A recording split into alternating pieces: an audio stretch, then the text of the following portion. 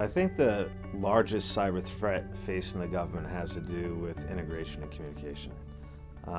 The one value the government has is there's a large concern and an understanding of the threat.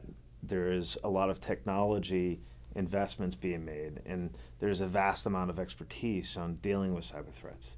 However, being able to tie the information together, being able to tie the tools together, being able to leverage the assets that exist in the intelligence community with the assets that exist in the defense community, with the assets that exist in the civilian community, pose a challenge.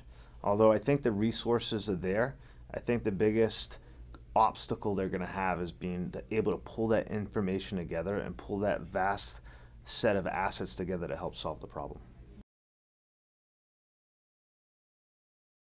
The advice would be, it's not just a product problem or a people problem or a process problem, it's all three.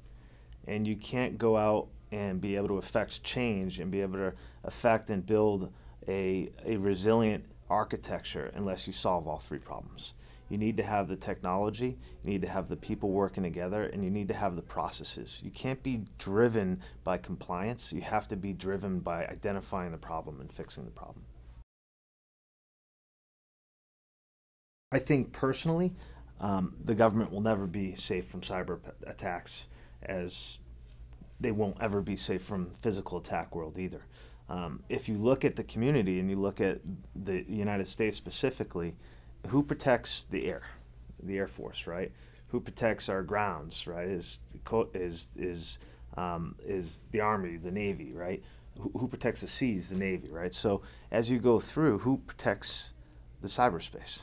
Right? And I think the constituencies and the businesses are looking for the government to take a leadership position to help solve that problem moving forward. So I don't think it's just about protecting our military networks or our civilian networks or our intelligence networks. It's about protecting the cyber across the country.